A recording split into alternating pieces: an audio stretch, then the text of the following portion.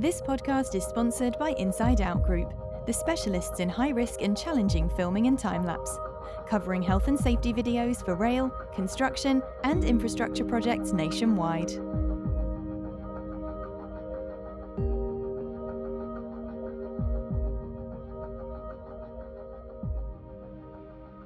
And we are live. Welcome to this week's Safer Than Your Average podcast. On this week's show, we've got Dr. Karen McDonnell, Occupational Health and Safety Policy Advisor and Head of RoSPA Scotland.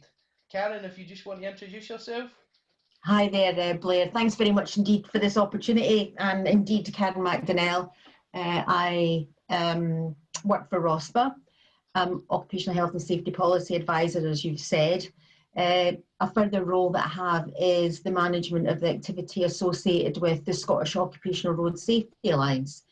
Out with work, in addition to being an IOSH volunteer, I'm a daughter, I'm a wife, I'm a sister and a mum, and endeavour to maintain a good work-life balance. Excellent, excellent. So I don't know if you've seen the format of the podcast before, Karen, but we'd like to just go right back to the beginning, where you grew up. Tell us a bit about your early life. Okay. Well, I was brought up in Letham in Perth, with my mum, my dad and my sister. I'm still in touch with the people that I grew up with. Very much the ties that bind person, like long-term sort of connections with people are really important, because I think in times like this, it's those connections that sustain us. We had a lot of fun when we were little. We were encouraged to read. We were encouraged to get involved in things, which is something that's continued across my life. We were encouraged to explore, and whether it was nature or whether we were learning to canoe or rock climb or ski, we certainly weren't risk averse at all in terms of our upbringing. Two sets of parents, and we used to go to the Costadale, Dunkeld or Pitlochry or Loch Tayside for our family holidays. There was no cotton wool in our lives. We're encouraged to get out there and live it. And I've always recalled thinking about my dad. If you ever had a little sniffle or you just weren't feeling quite right, he would say, away on your bike, away and have a run on your bike for a few miles and come back and you'll feel so much better. So very much encouraged to be out and about, engaging with people, and just really making the most of it, I think. Quite an active outdoor lifestyle as well. Absolutely. I wish I still had the same today, although I have just during COVID managed to get a little bit more fresh air into my life and actually out on the bike again. So that's no mean feat. It's amazing how many people have taken a positive out of being stuck at home with a lockdown with COVID-19 and going out and doing that little bit of exercise, and how much it improves your mood and puts you in a better frame of mind. Yeah. For me, it's really, really important. I mean, I'm working from home at the moment in a small village bike in Ross, and I do miss going to work with my colleagues, although we're doing a lot in this kind of medium we're talking through tonight. But the extra time that I have, because I'm not commuting to and from work, you can use very positively. So I'm a great one for always looking at that sort of little chink of light at the end of the tunnel in terms of what the benefits are. So I think there are benefits there, although I know that it's a very difficult situation for many people to be in for all sorts of reasons. Totally. It's been really challenging over the past few weeks with the lockdown, and then the potential easing of the restrictions now starting to come, and seeing a little bit of light at the end of the tunnel. So if we progress on a little bit, Karen, just to talk about your first job. What was your first job kind of coming out of school? Well, coming out of school, I went straight to college from school. I went to Bell Street College in Dundee. It's now called Abertay University. Yeah. And I was on what they called a sandwich course in those days, so you spent some time at college and you spent other time out on placement. And I had a job in Oddbins in Perth, in the old city centre, St John's Centre in Perth. And also, I met my husband also at Bell Street College, and he's also a chartered member of IOSH. So you could say that, you know, every aspect of my life is kind of blended together. When I was prepping for this evening, I was thinking about, I mentioned having, I've got 2 children. I've got daughter Emily Kate, who's 27, and our son Jack, who's 25.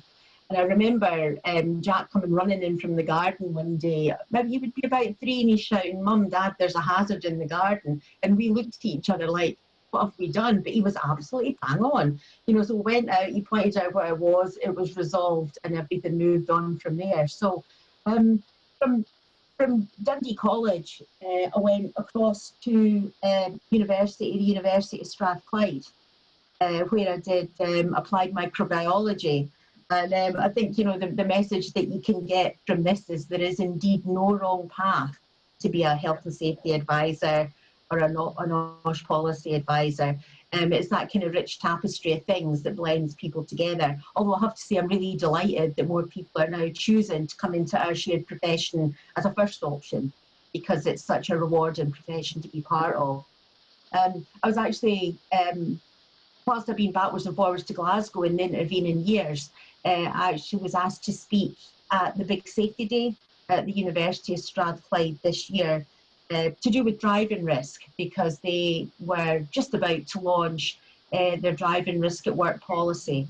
So I spoke to maybe 80 or 90 of their health and safety related practitioners, and I was actually so excited to be just across from the building that I graduated from, that I drove past the car park twice. So it's a huge significance of that type of approach, is to be able to go back and take a different aspect to your life back to where you've come from. So hugely rewarding.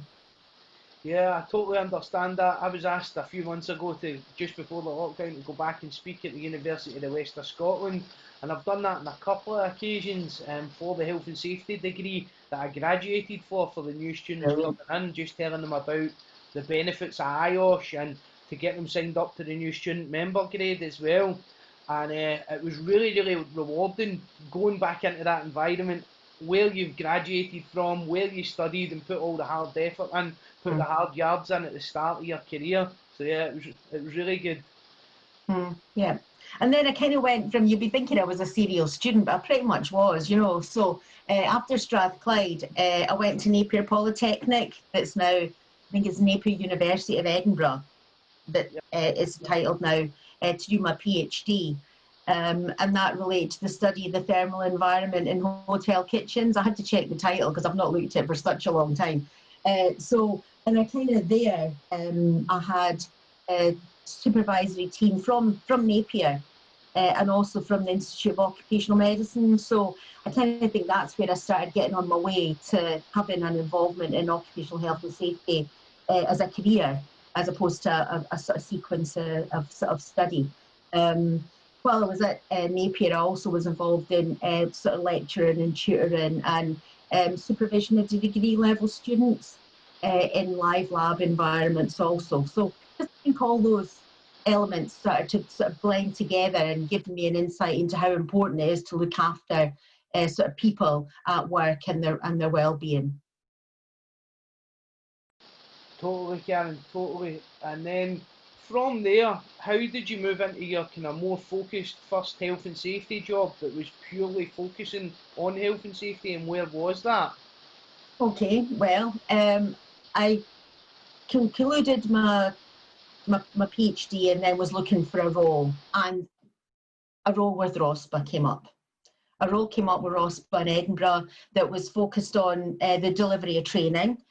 So I joined them as a training officer. There was myself and half an admin person, and we set about bringing awareness or raising awareness of what RoSPA can do in the workplace, both in terms of delivering service like IOSH programs, NEBOSH programs, but also in terms of developing the policies and helping people to develop policy positions on what really matters in terms of keeping people safe and healthy in the workplace environment. So that was a while ago now. That was in 1989. And I also joined IOSH in 1989. So again, it's that sort of blending together of everything, which there just seems to have been all the way through. But when I reflect back on it, there was never any conscious decision to do any of these particular pieces. But I always think that's a hugely reassuring thing for other people to hear, you know, because I meet lots of people who knew exactly what they wanted to do when they left school and sought out to do it. And I just think that I'm in the best of places working for RoSPA and my volunteering experience with IOSH also, and for having done both for such a long period of time, and the privilege associated with that. Excellent, Karen, excellent. So you started out as a training officer at RoSPA and then progressed through your career to your current position. Do you want to just talk us through the positions that you've been in and your roles at RoSPA? Okay. Well, the team developed, so we then had some directly employed training staff. So I was responsible for the recruitment and development of those, ensuring they got to chartered member of IOSH status. Very much about developing RoSPA's position within the network in a Scottish context. So that's perhaps developed since about the mid-2000s, 2005 onwards, where we had, for example, the establishment of a higher performers forum, where we brought higher performing organisations within a local context together to discuss really what matters within local context, culture and industry here in Scotland. And that's a model that can be replicated anywhere in the world. We're very fortunate within a Scottish context to have the Partnership on Health and Safety in Scotland that meets 3 times a year and brings all the key stakeholders together. So that type of conversation has allowed us all, I think, to understand more about how to get things right within a Scottish context, and that's reflected in the conversations that are happening here just now in relation to how we respond to COVID. As head of RoSPA in Scotland, I have an overseeing role working with a phenomenal team of people. I feel I should mention here Liz Lumsden and also Caroline McAvoy, who are responsible for community safety aspect of who we are and what we do, and Carolyn Reid, who supports me to work in OSH policy terms and also in terms of occupational related road safety. From a RoSPA perspective, we very much think about whole people and whole lives. You know, my focus is the working age population, but I think those of us who are at home in lockdown perhaps have a greater understanding of the challenges associated with sharing an environment with your younger or older people, and how important it is to get safety messages into the home in leisure and road related environments also. So it's very much a whole person, whole life approach that we have. And then latterly, I think in the last 5 years, Occupational Health and Safety Policy Advisor.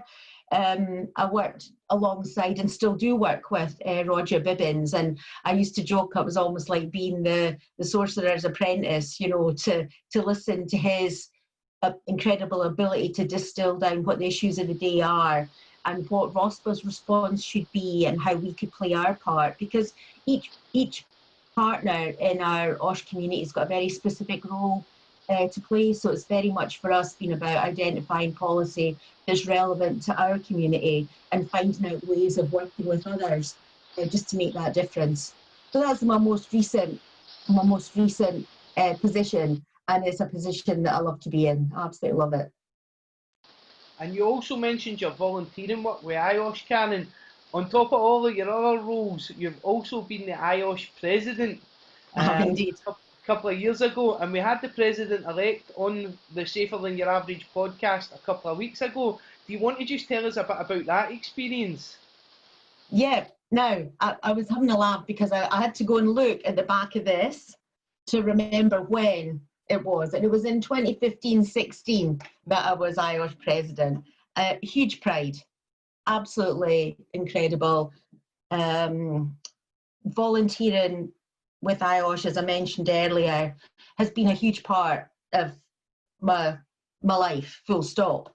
It's been fantastic in terms of the support that I've had from, obviously my support from RoSPA to allow me to use some of their time to assist our volunteer network.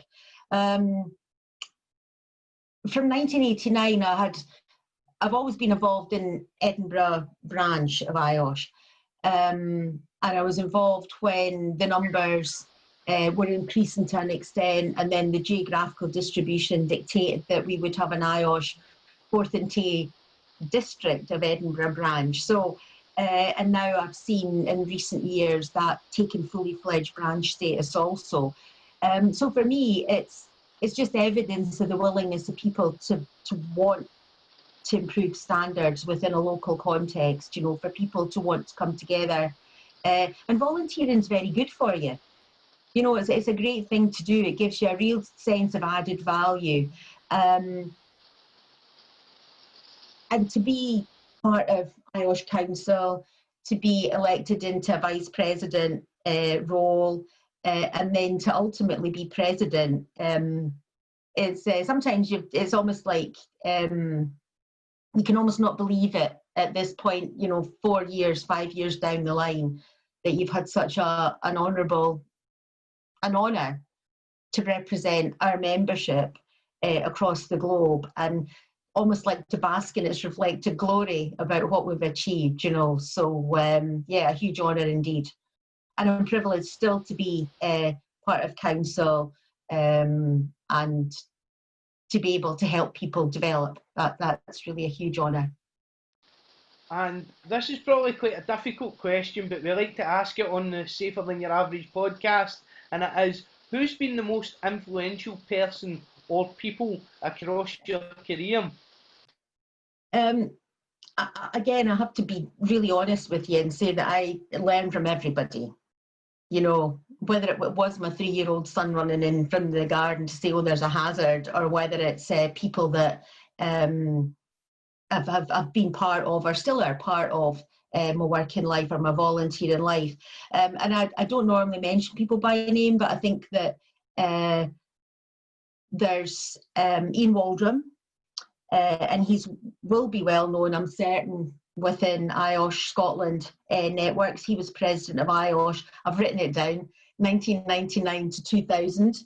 A great friend, Russell Brownlee, who was president much earlier than that, but I've been unable to just nail what year it was. But Russell's was a huge influence and very supportive, and was chairing one of my committees until he was a very elderly gentleman and doing it extremely well.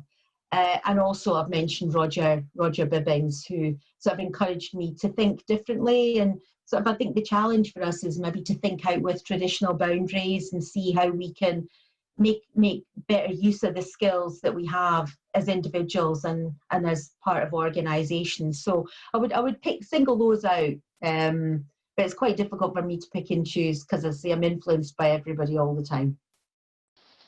And when we were off camera, we were having a little chat about the RoSPA Awards. Can you tell us a bit about the background to the RoSPA Awards, Karen, and what they entail?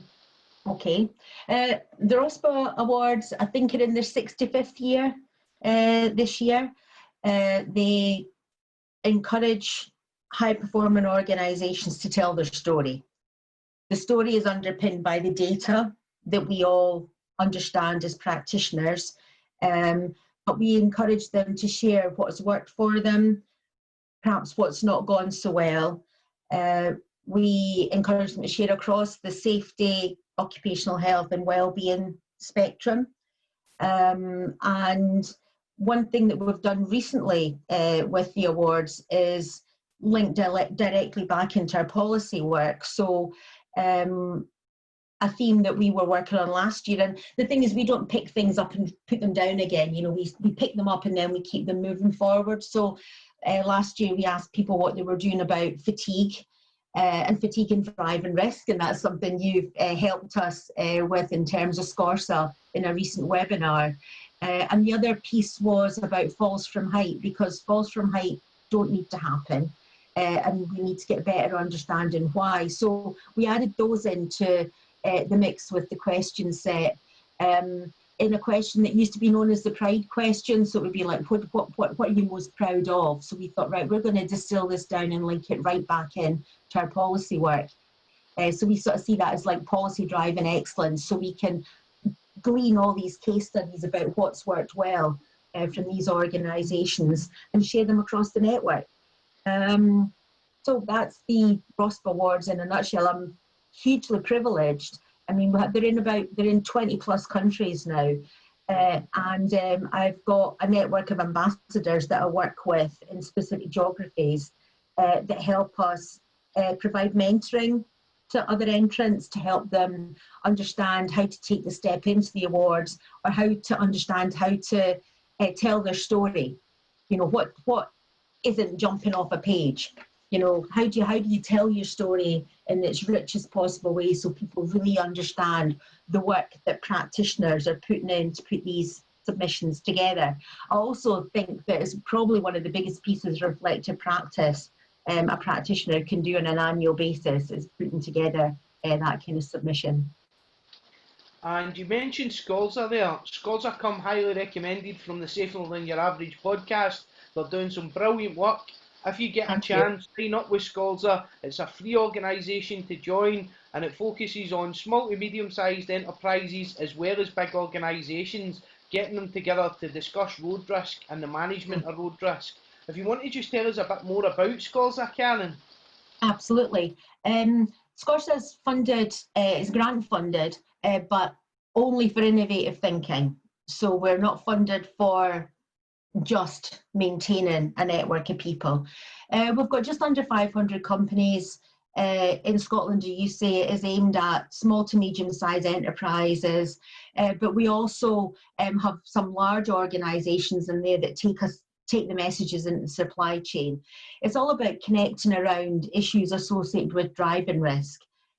So whether it's fatigue, driver health, bringing your fleet out of mothball after furlough, all these challenges that people have when they drive for work.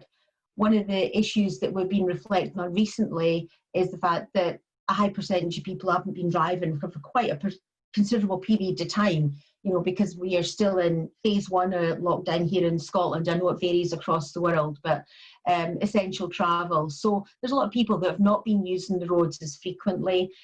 We've got some new people using the roads. We've got more cyclists, we've got more pedestrians, we've got more people taking different forms of exercise. So it's all about maintaining an understanding of what the challenges are and having this shared space. One of the pieces of work we've most recently completed is in relation to the gig economy and information for drivers and riders in the gig economy. So all this information is free. Because we're having a challenge, as everybody else is at the moment, having face-to-face meetings, SCORSA members, and as you said, Blair, it is free. You can join up, you can have an hour's conversation with us on a Tuesday afternoon once a week if that's what your organisation needs to start getting the rudiments in place, or even looking at refining your policy. And we're provided with funding from Transport Scotland to make that happen. Towards safer roads for everybody across Scotland. Excellent, thank you, Karen. And you're obviously a very experienced occupational health and safety person and quite a distinguished career. You've got quite a lot of background in mentoring and coaching high-performing people. What advice would you give to someone starting out in health and safety today? First of all, based on what I've already said, is there's no wrong path. You know, for me, it's about finding what interests you and then sticking with it until you do make that difference. I think my dad used to always say, if you want to make a difference, get involved, you know, get your sleeves rolled up, go in there. Don't sort of say, oh, I think this could be done differently, you know. So it's very much about getting your sleeves rolled up. I would encourage people to volunteer for IOSH. I would just say about this, trying to make yourself as visible as possible. So if you are given an opportunity to record for Safer Than Average, don't doubt the opportunity, you know, don't sort of shy away from it, think, well, that's an opportunity to be visible. And to be connected to your peers. I know that as a home worker, that to have the ability to speak to people all over the world about something that interests me and about what they can tell me about where they are in their working life. I think the connections are what sustains us. So I would always say, stay visible. And I've scribbled down here, don't take yourself too seriously. You know, that's what these podcasts are all about, trying to put the message out there, but letting people see the human side behind the name that you see, the name and the picture you see on LinkedIn. Yeah. Well, I think I'll have to say the fact I had to bring this to remember when I was president tells you that that's how it is here. And before we look at summing up, Karen, you've had a long and distinguished career, as I mentioned. What's the biggest challenge you've faced across your career as a health and safety professional?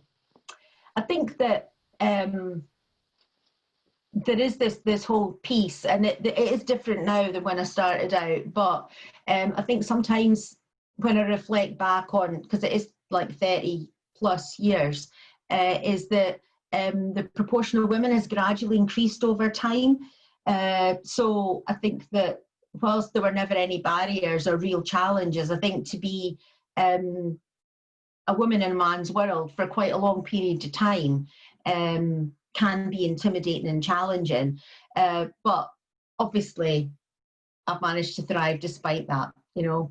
I think I've always had the challenge about, you know, being in the right place at the right time. And the year I was president, I did give a President's Distinguished Service Award to the entire IOSH staff at the Grange for making sure I got to where I should be at the right time with everything I needed to be there, you know. So that's a personal challenge of mine organisationally, you know. So I think that if you get connected to the right people at the right time and then stay with it as you progress through and always use them as a sense check, I think that's really advice that I would give. Yeah. Definitely, it's really important to build your network and ask people for help. I've found as well across my career, don't be shy in saying, can you help me out with this? I've never had a negative reaction from someone when I've asked for help, you know? Yeah, no, I completely agree with you. I mean, I think that it is, and there's, I could genuinely say that there's very few occasions where I've sought assistance from people that they've not then been forthcoming. But then I'm always there for other people. You know, we were speaking earlier about mentoring, you know, so that ability to maybe not provide the mentor and support yourself, but just knowing that person who's in that niche environment who can help the person that's here. I think that's really what helps us build our networks. So how do people get in touch with you, Karen, or get in touch with SCORSA or RoSPA if they want to sign up as members? Okay, well, I'm on LinkedIn. You can definitely find me on LinkedIn. I'm a user of Twitter, so at Dr. K McDonnell. So you can find me on there.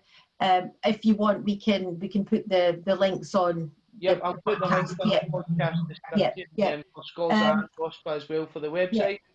The SCORSA website's there to be used, and also the RoSPA website, which includes our awards and what we're doing in relation to COVID also. So we've got a hub there because I'm almost daily, more than daily, assisting and supporting organisations, signposting them to the right information and advice. So all that's there for you.